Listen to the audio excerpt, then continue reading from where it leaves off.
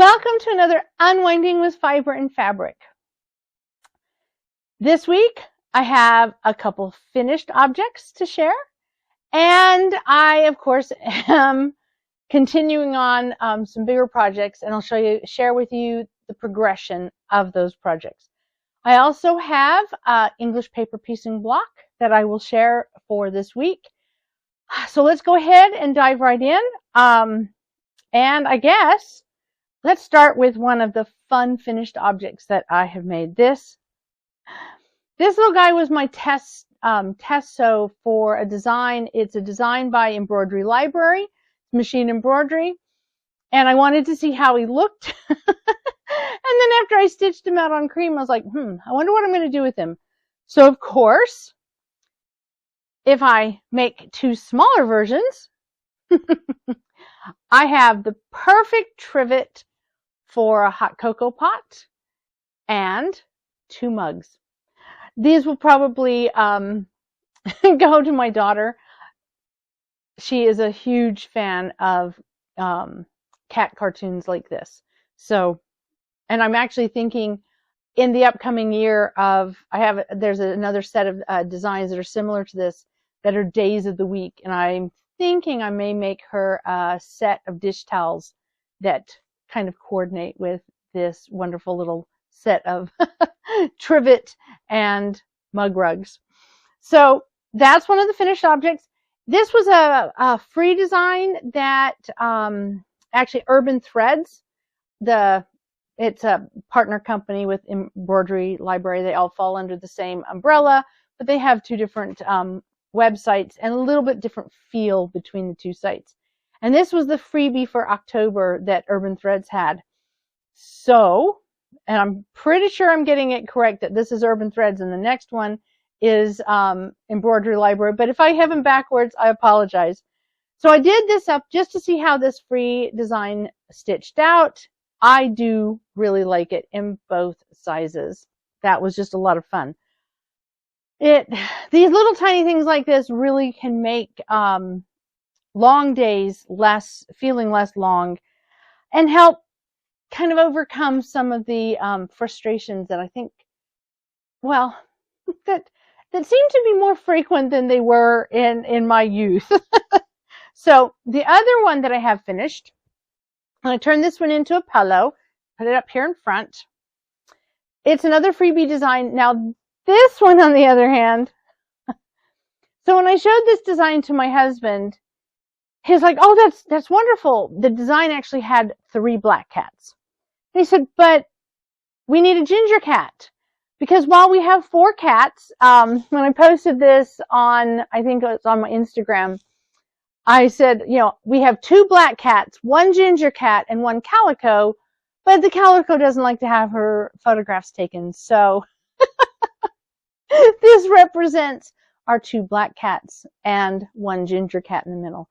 So while the design itself is an Embroidery Library design, I played around with it a little bit in order to have this kitty orange. And when I changed it to orange, I realized that the big open circles would work great for the black cat silhouette, but looked kind of freaky for the orange cat. So I had to go in and I'll put it up closer, put little eyeballs. And I'm not sure that the eyeballs necessarily are the greatest effect, but it looked less freaky to me. So that was one of the other projects that I had that I was able to complete. And I was stitching both the pillow and the mug rugs. I was allowing the embroidery machine to move along and do its thing while I worked on my sewing machine so that I could sew together. And so that I could sew together. I'm going to lift this up, but I'll show a picture here of it in smaller, but so I could finish this. And I know that it's taking up more than the camera because I'm up close to the camera, but this project, let's just show it right here. I finished this little wall hanging this week. I finished this little wall hanging this week. And while I was sewing the borders on, that's when I had the embroidery machine working on my ghost kitties and my pumpkin cat, because I had to piece together all these little pieces. And then I had these little buttons. Let me show you one of the buttons. These, well, they're not really buttons. They're little tags that I bought years ago. And there's a jack-o'-lantern. This one says Happy Halloween, a spider web, and a little black cat. So these were just little tags that I purchased, years ago. I'm dropping things. Let's see what I have down here. There we go. I bought those little tags a number of years ago, but I hadn't been able to figure out a way to use them because I bought them thinking they were buttons, but there's only one hole and they're more of a tag. So this was the perfect way for me to use those, because the machine, so the designs on this picture, the designs on, and I've got some loose threads I'll need to trim away. But the designs, these type of designs, they're from Embroidery Library. But this is one that I digitized up to coordinate with the Embroidery Library designs. And I thought it was a set of designs, but it actually isn't. It's 2 autumn designs and then the 3 more Halloween themed designs. And I when these are being stitched, they're stitching through quilt batting to give it kind of that, you can see that kind of raised quilted effect. I'm still dropping things because I have a cat that's over here saying hi to me, so I'm just going to set those things aside. And so this is through batting, but it's also a full piece of batting so that there's batting behind these strips that I added. Well, with the quilt sandwich, the batting that I used in this case, most of the time I use 80% cotton, 20% polyester, or 100% cotton. I'll use one of those two more often than not. But I have some thin, low loft polyester batting that I've had for a while, and I wanted to use up some of it. And so I did this with polyester batting. And then I added another piece of the polyester batting between the top that I created and the backing to create the sandwich. And this is one of the few times that I have actually done what we call like a kind of pillowcase technique, where you put the right sides together, sew around the outside, and then turn it right side out. And then just sew up a little opening. And I don't tend to do that. I like the look of having the binding on the edge. In this case, the way that I did it, it looks like it's bound, but it isn't. I actually went through and hand stitched along the edge so that it has that look of a bit of a binding, but it's actually not binding. This is all just turned right side out. But you need a way to connect. So I have all this quilting that's done, but it's only on the top. And you need a way to connect the front to the back in most cases, especially if there's any batting involved. And because I use the polyester batting, I don't need to quilt anymore in these sections.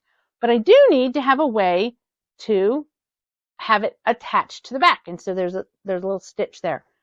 That's what these did. They act as ties. I'm using them like in a tied quilt, and they act as ties to hold the back and the front together. In this case, not so much as a problem with the batting, because the batting, it'll kind of stay put. But it's to make it so that if that in storage or if it's laundered, the overall wall hanging in this case stays put where it's supposed to be. The quilting, traditionally quilting is supposed to keep your quilt sandwich from shifting, from the batting shifting and clumping. Way back in the day, the cotton battings and wool battings, the wadding as other people call it, that layer between the top and the back, it was laid out kind of like those of us that are spinners, like a bat that comes off of a drum carder. So there's nothing holding it together only other than its own desire to stay together. And so the quilting held everything in place so you didn't get clumps. Modern cotton batting and a lot of the wool batting, and certainly the polyester batting, is designed to be able to have larger areas between quilting without clumping. In the cotton, a lot of time, and I prefer this when working with hand quilting, you can get something that's called needle punched.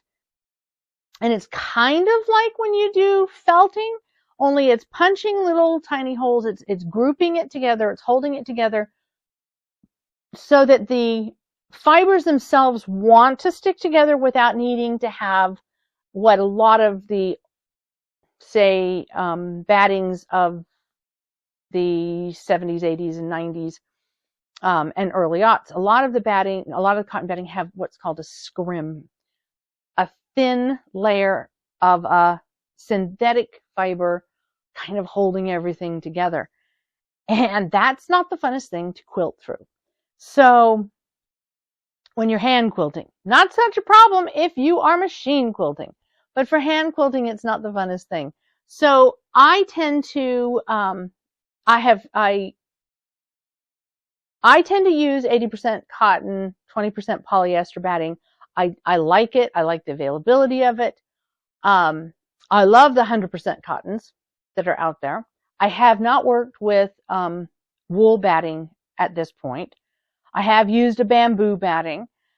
And I have definitely used polyester batting, especially in the early years before I couldn't afford the cotton battings. I don't have a bias against polyester batting other than the fact that it does not hold up over time quite as well as the cottons. And it can, what we call come through some of the fabrics a little bit where the stitching is. But it has its purpose and it certainly works well. I've even used quality polyester or acrylic felt as batting for wall hangings. It makes a nice, stiff, crisp wall hanging. I don't hand quilt through those. But in this case, what was really fun about this specific wall hanging is there is machine quilting. There is hand quilting, and there also is the tied quilting effect. So quilting, to make a quilt, is to take 3 layers, usually 3 as opposed to, 3 layers. Sometimes if you want a very thin one that's lighter weight and breathable in less cold climates, people will put a thin layer of flannel or, through it. But usually 3 layers of material are sandwiched together and quilted in patterns and sometimes tufts, quilted to keep the layers together. And this project has all 3. So this is machine quilting, and an embroidery design works the same kind of way. But this machine quilting doesn't go all the way through to the back of the sandwich. It's only in the top layer and the first layer of batting that I used in the square to create this rippled effect, this puffy effect. It's tied, which does go all the way through the sandwich. And right up here, yeah, there you go, you can see. Now, I will tell you, hand quilting wise, because of the number of layers that I was going through, this was not my normal rocking motion of a running stitch that I do with my hand quilting. This was much more punch it through. It was one stitch at a time in a lot of the areas, especially where there were more seams. So it was really fun because it turned out, I love it. The designs did not come as a solid only black. I chose to go away from the autumn colors that had 3 colors in each design, kind of, transitioning, turned everything black, and it turned out great. I love it. I have it hanging on the back of my front door so I can see it in my entranceway all the time. It was fun. But while, of course, I was doing the construction of that and the embroidery machine was done in that process, why not make some kitties, especially ghost kitties and pumpkin kitties? Why not? So those are my completed items.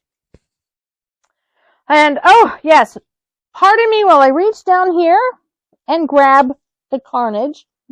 One of the things that I am currently working on is for what I hope to be a larger project that I'm hoping, crossing fingers, I will have done by Halloween. But I'm making a lot of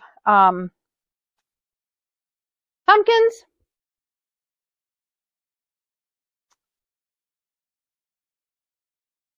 nuts, and some leaves. Okay. I also am making some mushrooms. And so if you see this little bit of a rough edge, that's water-soluble stabilizer.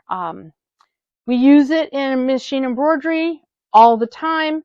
As soon as this gets wet, if you get it only a little wet, like put a little steam on it, it kind of crinkles up. If you get it so totally wet in warm water, it completely washes out. If you don't want to completely wash it out and you want it to stay stiff, just wash it out a little bit. Works as a really good heavy starch. So water-soluble stabilizer is a mainstay in the machine embroidery world. But it has so many other uses. Sometimes I'll use my scraps that I cut off the excess after, you cut out your design. I will use that water-soluble stabilizer if I need something. If I'm working on a seam of something and the fabric is a little bit slippery, I can use scraps of the water-soluble stabilizer to just line a seam. Gives a little bit extra stability, and then it will wash away. It has a lot. You can take the scraps of water-soluble stabilizer, dissolve them into warm water, soak something else like a crocheted item in it, and it works as a starch. So the leftovers can have other uses. But one of the things, if you work with, if you do cross stitch or something of that nature, water-soluble stabilizer, you can draw on it if you're really careful and don't use a heavily wet ink, more of a pencil. You can draw on it and use it as a foundation for your handwork, for hand cross stitch or embroidery, and then yes, it can wash away.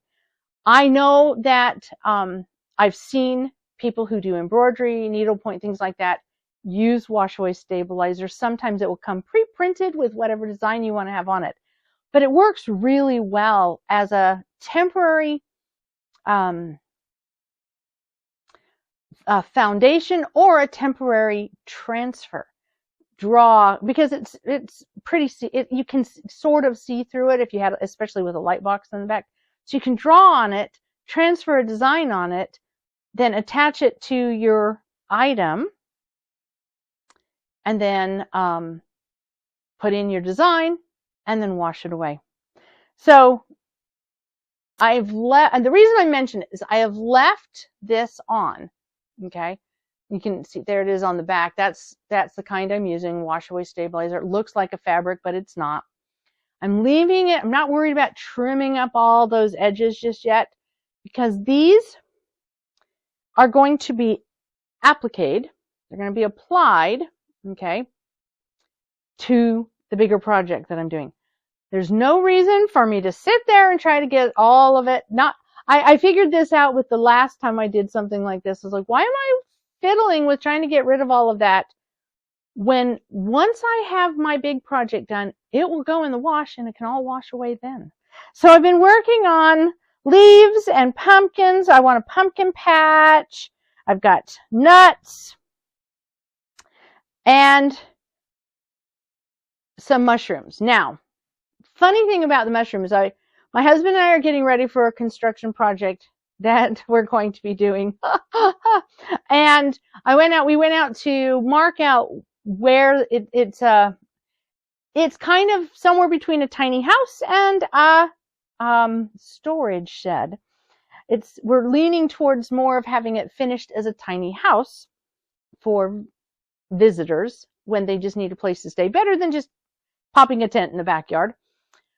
So we're getting ready to do that, and we went out to mark where the corners were going to be, a little rough estimate the other day. And as we were wandering around, I looked at my husband and said, "Do you see the circle over there?" And he's like, "Oh yeah, the other day there were mushrooms." So I've seen small mushroom rings, okay, circles before, but this was huge. The mushroom, there was, if he had not seen the mushrooms the few days before, it would have been very difficult to know that there were any mushrooms associated with it. But it was a perfect ring, and it was large. It was, oh goodness, it was probably, yeah, I'm looking at a rug that I have in the other room, which I know is a 5 or 6 foot rug, circle. It was a 5 or 6 foot ring that he did see mushrooms in a few days before. I have never seen a natural forming ring that big before. So very interesting times. We found some, a little one that looked very much like this right outside of this window, actually behind me as we were walking around. So it is autumn. The leaves are starting to fall. Color is still a little not as bright, and there's a little bit of red showing up, inspiring. Let's see, where's that one? Little bit of red showing up, but for the most part, our color is more like that, or that, or maybe a little of this showing up as well. So I've been inspired to work on this foliage for a larger project. It was one that I've been wanting to do this year, but with one thing or another, it didn't get started as early as it probably needed to in order to be finished by Halloween. If I don't get it finished by Halloween, I'll continue to show the progress, and it will be something I can hang up next year. But it is a project I will be working on through this month. And these are the beginning of my applique stash for this project. So that's some of the stuff I'm working on. And of course, I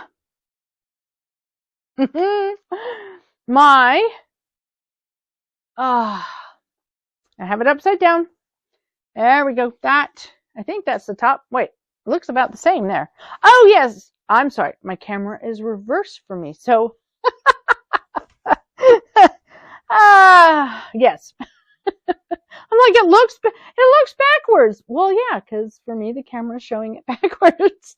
But there's my blowing in the wind center panel, all now sewn together. Oh, let's show you the back. All my messy little pieces, because as I've said in one of the past videos, I will clean up all those little ears after I get the final hand stitching done, which I have decided I'm going to apply the first border by hand. It means in order to have that length, I will probably need to, if you're wondering why this is darker than this, because when I cut out my pieces, I was short a few of this, so I used just regular cardstock. It's a pain. The glue doesn't stick to it as well. The glue sticks too much better. But that's the only reason there's a color difference, is just that the cardboard behind it is a different color. It will disappear. There will be no color difference once it's just batting behind it. But I've decided I'm going to go ahead and hand stitch on the border. It will mean piecing together a bunch of card that's long enough for the border. And what I will do with it is, instead of trying to, like in this case, flip this over, you know, we glue down all the sides, I will just get a long strip of the chipboard, cardstock, whatever, and I will fold over just the seam edge that I need for this. Glue it down, clamp it down with all my little clamps, and hand stitch those on. Once that first border is done, then I will take all the papers out, and the final border and the applique will be done at that point. I will hand applique some free floating leaves, but the final border I'm going to stitch on using the machine. But I wanted to show that to you. It is turning out quite well. It's been fun. I've been stitching on it while I've had the embroidery machine stitching out my pumpkins and leaves. And so it's keeping me busy. I had hoped to get to some knitting this week. I also had hoped to, well, I'd hoped to get to some knitting. I have a couple other things that are swirling around. It is the season that really just makes me want to do warm and squishy and fun stuff. I've been looking at finishing. I have a ongoing project right over here. It's been languishing. I love this book, and I have been making another critter from this book. I believe it's the fox, for over a year. It got set aside because my hands got tired then. But this is I've shown you, I have the guys behind me. I've shown you I've made a couple of these already. I do love her patterns. But I have also been looking at some knitted versions and wondering if I wanted to try knitting a stuffed animal sometime soon. So I'm starting to feel the creative juices pulling me back to the fiber, the yarn. So we may be seeing some knitting, some more spinning soon. With that being said, I am, if all things goes well, I will knock on some wood here. I am planning to go to a fiber festival this weekend. I am looking forward to it. I'm looking forward to the drive with my husband. I think it's going to be somewhere between an hour and a half and 2-hour drive to get to the fiber festival. It is a place we have not been before, but I have wanted to go before. So if nothing else, we will most likely take the drive. I'm hoping, though, that the weather, it looks like the weather should be nice. I'm hoping for nice enough weather, cool temperatures, and just a fun day out with my husband, and maybe, just maybe, a little bit of fiber comes home with me. We will see. So that's what's coming up. So this looks like I'm finally going to have a shorter video because all I have left is my English paper piecing block of the week. And this one, I'm pretty sure it's self-explanatory for the hand sewers and embroidery enthusiasts out there. It's a spool of thread. But for those of us that are spinners, it's a bobbin. And bring it up close, I tried to choose the colors so there was a contrast between these two, but keeping them in the same color family to be reminiscent of a bobbin that goes on our spinning wheels. So it is a spool of thread or it is a spinning bobbin. And this one has, so it has, we have those big triangles now in order to create a block. So the block would be like this, but then I kind of put it on point. So it is really great because it's really simple. You have these trapezoids, very simple.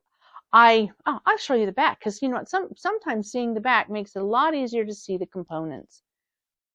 When I did it, rather than having this shape here is the same as this and this, only I've removed a seam from it. So really simple, not a lot of different pieces, and a very fun one. This one is one I could see myself doing an entire quilt out of. If I didn't already have if some of the quilts that I currently have eventually make it into my children's homes and I require a snuggle up in my sewing room quilt, I could see myself doing a quilt with lots of those blocks. It is a fun block, and making it with English paper piecing was a joy. It was so much less stressful than because I have made this with the more modern strip piecing type rotary cutter, cutting out the different pieces. I have made it that way. I really preferred it with this. It was just, I really enjoyed the whole process. So that's the block of the week, and that is my video for today. So I meant to say at the beginning, I think I'm going to go back to just having my videos scheduled to post at a certain time rather than doing the live stream, at least for right now. This, especially with this week and this weekend, I have a lot of things on my plate. So maybe for right now, I will do that. As maybe I get closer to the holidays and I get the October projects out of the way, I might consider doing live stream then. May change the time of when those are. I'm kind of thinking about it. But the videos, as with this one, and going forward, I think I'll go back to just having it as scheduled. So it should say upcoming when it is ready, rather than premiere. Because, well, sometimes I just have a ton of stuff I'm a little bit behind on. And this was one of those weeks. So I meant to say this at the beginning of the video, but I will end it with that. And let's see, what should I hold up here at the end to share? Here we go. That is my unwinding with fiber and fabric for this week.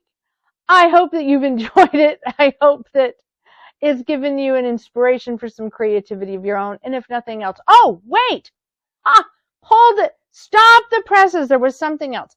I'm going to include in the description below 2 videos that I've watched in the last 2 weeks by 2 different vloggers. One did the most amazing, I